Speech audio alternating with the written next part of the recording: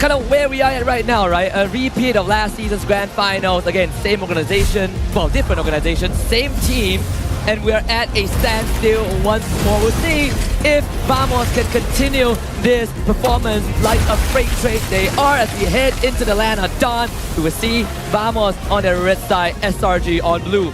The score is currently 1-1, ladies and gentlemen, as our defending champions face off against their would-be usurpers here in the land of dawn. The draft are game number 3, looking quite interesting, but only one can come out on top.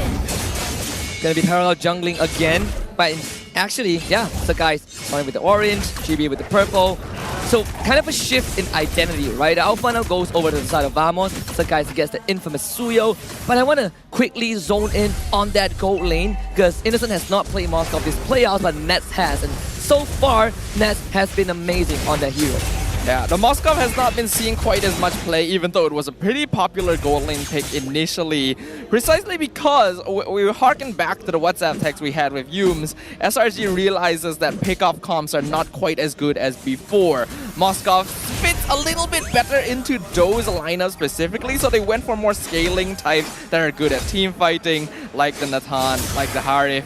In this case, though, a lot of those options were taken away, and even his favorite Claude was stolen from him by Team Vamos.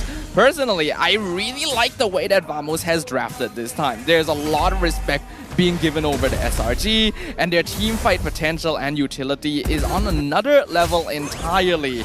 But SRG has a lot of early game damage potential. Their goal is to end fights as fast as possible. I can agree with that for sure. Cram has the lane priority. I mean, he is Khalid anyways. But I'm thinking from level 4 onwards, right? When the Netherrealm comes online, when the Glorious Pathway is available, how is SRG going to fight into Vamos? Or they just want to isolate key targets?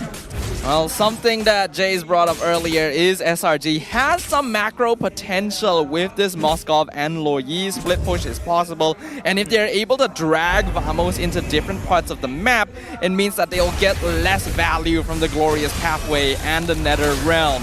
Vamos, they've so far been very good at responding macro-wise, so if SRG wants to do that, it's gonna take some creativity. This is always the appetizer of every single game. First turtle fight, whoever wins this usually gets that innate advantage that they can accelerate and get out of control very quickly. But it's Vamos with control right now. Smooth has the split coming from behind, and look at Sakai, right? Completely zoned out. They need to find a way in, and Humes will start it off the occasion. Initiated by SRG, Netherrealm as a response from Waller. Revitalized, first blood for Crab. Humes flicker to safety. Sakai will keep on going. It's going to be 2-for-1 so far in favor of SRG, but Vamos can continue this. It's going to be an attempt to save. Crab could not get out. Stormy fails to escort into safety, but in the end, it's SRG coming out with 3. Kind of awkward there, because Cram actually flickered too far and Smooth almost pulled him back into the diversion, but the timing just so happened to work out, and Cram still survived. SRG, they were able to burst down the extra HP from the Netherrealm quick enough to actually take control of that fight, since Vamos doesn't quite have enough items yet to really take advantage of their team fight composition. That's gonna give them a bit of a lead early on, but they need to hold on to this, or Team Vamos will scale up to become quite scary mid-game. Good news is that Innocent is winning lane in terms of XP. Definitely put some pressure on Nets and even forced out the sprint. So another 40 seconds without that ability. I mean, talk about that early game damage. We saw that in the first turtle fight. Vamos, they need to help out Nets a little bit, right? Alleviate pressure, but Nets is just not getting the space. And the invasion of the jungle causes GB's second death. That's the diversion for you. This Loyi has caught so many people off guard so often. And when you have two teams on the level of SRG and Vamos playing head-to-head here, they know jungle timings. GB and Skies, even if you don't see them, you basically have an idea of where they're going to be. And that means that Stormy's positioning has to be kept track of. And Nets will have to commit the blazing duets, or to thin out the wave and prevent SRG from shaving off the gold plating. Go back to the standstill a bit. SRG holding a near 2k gold advantage at this point, but is it fair to say that priority on the map so far is on the Red Giant side? Definitely. Right now, with the diversion being played around and them holding pretty well in the mid and gold lane, Team Vamos will have a bit more difficulty identifying areas that they can try to puncture. Trying to put a hole in Smooth, but he is glue, so he's gonna stick himself back for sure. Yums gets gone on, but has a way to disengage. It's all about prepping for the second turtle fight. Diversion right on top of Warlord. Just spotted the timing. A Zorn will have the power to revitalize, turns around the glorious pathway to get Chibi in. Good disengage from SRG and a re-engage, but unfortunately they lose Stormy. SOD connects, Innocent shows up, gets the pin on the Zorn, and SRG, they are the ones who start the fight, and they are the ones who end it. Fortunately for Vamos, they can't keep on going. That was initially not so good for SRG because the diversion placement was not so good. They found the person they wanted least, which was Zorn. And the glorious pathway placement was great. However, SRG, they really know how to balance their cooldowns. They know how to rotate in and out of the team fight. And Innocent joining in was just a nail in the coffin. They have the DPS. And unfortunately, they lose Warlord at the cost of Yums. Talk about a worthy trade. Glorious pathway, Zorn wants to go on forward with Smooth coming back, but Stormy is about to take a grab right out of there. You ain't catching this magician. Very well played. Again, SRG, they're identifying what cost them game number 2 and are adjusting to deal with it. I really love what I'm seeing right now. There is evolution in thought processes during the game by the Selangor Red Giants and growth in terms of drafting from Team Vamos. Unfortunately, the latter a little bit behind right now, but not by that much. 2K is still workable at the 6-minute mark. They just gotta make sure that this goal lead doesn't expand too much further. You're a numbers guy, right? How much does Retribution do at, let's say, level 9? I don't think I'm that good. But I can tell you that the Tap Soul Sever plus Quell the Evil deals almost 1.6k damage. Because that guy took the turtle without any retribution. And we saw that combo come right out, right? No buffer needed. There's a reason why many people consider Suyo to just be unbeatable in retribution battles. The percentage damage is too much. Ness gets pinned. It's going to be believed the way Yums actually misses the onwards, and Chibi brings him down to the turret. As a means to disengage, Glorious Pathway gets light down, but Chibi needs the help of multiple ultimates. Even the Nether Realm is committed. And Vamos is all about surviving, and for now, they do. Now, throughout this playoffs, I have personally been complaining about the lack of Edith we've been seeing. And Smooth putting it, Yums putting it on display here is really demonstrating why I've been so frustrated. This hero has so much utility, so much potential, and the damage coming out from Primal Wrath is just contributing even more to SRG's overall DPS. Team Vamos, they're facing a similar issue to what SRG was encountering in Game 1. They're not actually surviving the damage despite their sustain. Yeah, it's pretty surprising, right? Oh, here comes the gang. Where's Chibi? Separate Chibi. Who is Chibi? Where is Chibi? How is Chibi? The answer is he's dead. Smooth with the spin trying to get away, but they're gonna chase him down. Smooth gets out with his life, but third turtle on the board. Everyone always asking where is Chibi. No one asking how is Chibi, because he can't be feeling too good right now. His rotations are being identified every single time. Information is being passed through the grapevine so efficiently, so quickly. The moment that Yums saw Chibi walk to the right side of the map, Stormy is right on the ball with the rest of the Selangor Red Giants, and the timing is perfect as well to claim the first Lord for free.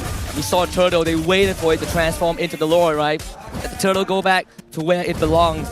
Talk about the Holy Trinity. I think yesterday on the panel, Yi, Loyi, Jushin. When only Loyi is left, SRG, they hit the jackpot. Damage dealt ranking. So guys, in the lead, followed by Cram and Stormy. Skies has done 10,000 more damage than the second place member, which is Cram. If that doesn't tell you that Suyo may be just a little bit overtuned, I don't know what will. There's so much potential coming out from this hero, and while I personally felt like Skies wasn't the best with it initially, he sure feels like it now. They do send Yums in to find Zorn. It's all about controlling the map. Smooth getting sucked back by the yin-yang reaction. Innocent on the tier 2, but Cram, he actually wants more. He actually has the damage to do so. Stuck guys comes in, gets stunned up by Law and Order. Glorious Pathway committed. It's a means of turret. SRG finds another pick.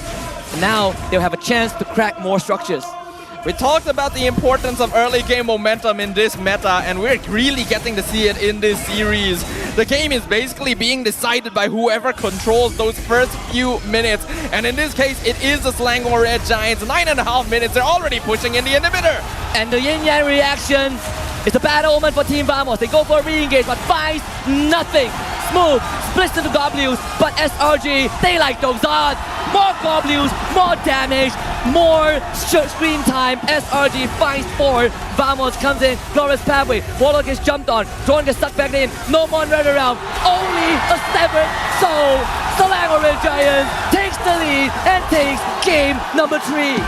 Oh my goodness, SRG toying with their opponents. They basically live in the base of Team Vamos anymore. Their opponents are just left homeless in the land of dawn because of the control, the lead, the gameplay, the execution. Looks like SRG were the ones to adapt and come out on top for game number 3. Absolutely, what a spectacle we're witnessing. Every single time those roars come through, you just feel electrified and invigorated. So far, all 3 games have been quite a wash, pretty lopsided. You get that early game, you run away with the win, and now the ball is on SRG's court, and we're looking to see if Team Vamos can get the steal, dribble past the point guard, and score the slam dunk. It's always dangerous to let that Loyi through the diversions. You never know when they're going to hit you. But let's go ahead and divert the conversation over to our panel to let them tell you what they think. As our caster said, it is heating up and things are speeding up as the crowd turns electric here at Edu City. The Vamos fans have been silenced for now as SRG have found new invigoration. 2-1 is the score. Honestly, I saw the end game. 10 minutes. 10 minutes. The games are getting faster and faster and faster. Honestly, I mean, I understand that in MPL MY, you guys have the fastest average game. But to see 10 minutes game between these two, especially in the grand final stage, is not something I'm expecting. Yeah, of course, as we look through the highlights, Gideon, I would just like to point out that this is a very mobile team. Apart from the strong side lanes that, you know, SRG was able to secure for himself, Boskov against Claude, you got a Khalid against a Glue, you also got a very mobile mid laner. Stormy could just send a diversion all the way to the back. Team Vamos is getting split up like no tomorrow. Yeah, I think, you know, a lot of it just came down to that one mistake in the draft, picking up the Claude. As much as Claude is really good and a great denial pick coming on for the side of Team Vamos, I think the important one was that Khalid instead. Definitely, the Khalid was just out-rotating a lot more effectively as compared to the Glue, right? Earlier on, he was able to wave clear, and then after that, start hard invading Team Vamos. Move was left to kind of play a little bit of a response game. For a period of time, he has no choice but to stay at one of the part of the bush, trying to just open up the map, give information over to Team Vamos, and, you know, unfortunately, it is just SRG. So mobile as a team. Extremely mobile. And you got to give it up to Sakai's here, our MVP, brought to you by Hotlink. He had a pretty strong start. 7-1-8 is his final score, obviously getting into that BOD towards the very end here. But a lot of these motions, it feels like if the EXP laners do well, the game starts boiling, like snowballing out of control. I don't know what it's up. I don't know what's up with just EXP laners. I would love to say mid laners, but a large indicator for me has been EXP. When it comes down to the EXP lane, most of us wants to clear away fast, move and help out the jungle, move and help out the middle lane. At least when it comes down to SRG side, they have got a pretty good answer to clearing up the EXP lane. They also have got very good answers to clearing out the mid wave. So that eventually be able to help them to move themselves over to the side of Vamos. At least when it comes down to Khalid, the main problem is, yeah, you're gonna have to deal with a Glue. But when it comes down to lane priority, even if he don't manage to clear it fast enough, he will move fast.